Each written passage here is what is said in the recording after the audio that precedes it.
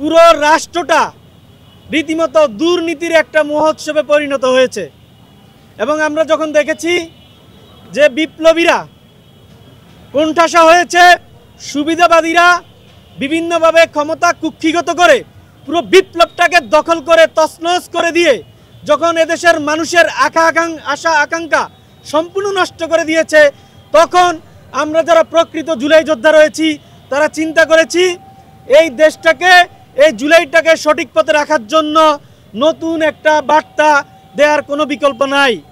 সেজন্য আমরা যারা প্রকৃতপক্ষে জুলাইকে আমরা ধারণ করেছি তারা স্পষ্ট দেখেছি যে এদেশে যদি গণহত্যার বিচার না হয়, গণহত্যাকারী দলগুলো যদি নিষিদ্ধ না হয় এবং যে সকল আমলারা এই অবৈধ ফ্যাসিস্ট সরকারের হয়ে নির্দেশ দিয়ে এই গণহত্যা সংগঠিত করেছে তাদের চিহ্নিত করে বিচার করা যদি না হয় তাহলে কোনোভাবেই বিপ্লব সফল হবে না। সত্যিকার অর্থে সেটা হয়নি। আপনারা দেখেছেন সারা বাংলাদেশে বিপ্লবকে, জুলাইকে এখন মানুষ গালি দেয়। জুলাই যোদ্ধা নাম শুনলে মানুষ এখন থুতু নিক্ষেপ করে। কেন করে? পুরোটা দায় যারা বিপ্লবকে দখল করেছে তাদের। প্রকৃত জুলাইকে মানুষ ঘৃণা করে না, কারণ প্রকৃত জুলাই তাই সে কিন্তু জায়গায় পায় নাই। প্রকৃত জুলাই সে কিন্তু আলোচনায় আসতে পারে নাই। এই বাস্তবতার মুখোমুখি হয়ে আমরা 18ই ফেব্রুয়ারি থেকে এখানে অবস্থান কর্মসূচি চালিয়ে যাচ্ছি। আমাদের দ্বিতীয় যে দাবিটি ছিল যে ফ্যাসিস্ট দল সেটাকে নিষিদ্ধ করা, আওয়ামী লীগের কর্মকাণ্ড সাময়িক নিষিদ্ধ করার মাধ্যমে আংশিক সেই দাবিটা আমাদের পূরণ হয়েছে। আপনারা যারা সাংবাদিক ভাইরা আছেন আপনারা সবাই কিন্তু জানেন এই গণহত্যার বিচার এই 25 সালে সর্বপ্রথম জুলাই মঞ্চ কিন্তু বাংলাদেশের মানুষের দ্বারে দ্বারে পৌঁছাইছিল। আপনারা এটা কিন্তু জানেন। গণহত্যার বিচার নিয়ে কারো কোনো রায় ছিল না, কোনো কথাই ছিল না। এই জুলাই মঞ্চ এই গণহত্যার বিচার এই শব্দটাকে বাংলাদেশে পরিচিত করেছে, জনপ্রিয় করেছে এবং বাংলাদেশের মানুষের যে দাবি সেটি প্রতিষ্ঠিত করেছে। আগামীকালকে সেটার একটা প্রাথমিক রায় হওয়ার কথা। এজন্য আমরা জরুরি এই সংবাদ সম্মেলন ডেকেছি। এই সংবাদ সম্মেলনে আমরা স্পষ্ট করে বলতে চাই, আমাদের মুখপাত্র একটু আগে বলেছেন যে 2013 সালে একটা মব করে শাহবাগ দখল করে রাষ্ট্রীয় সমস্ত কাঠামো ব্যবহার করে কিছু মানুষকে সম্পূর্ণ বেআইনি প্রক্রিয়ায় ফাঁসি দেওয়া হয়েছিল।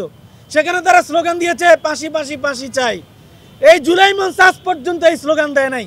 তারা বলেছে বিচার বিচার বিচার চাই। আমাদের কথা স্পষ্ট, আপনারা খুব ভালো করেই জানেন যে খুন করে খুনির একটাই শাস্তি, সেটা হলো মৃত্যুদণ্ড। খুনের বদলে খুন।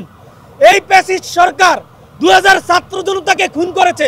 হাজার হাজার ভিডিও এখনো অনলাইনে আছে কিনা আপনারা বলেন। হাজার হাজার প্রমাণ এখন পর্যন্ত প্রত্যেকের মোবাইলে মোবাইলে মুঠোফোনে মুঠোফোনে শোভা পাচ্ছে।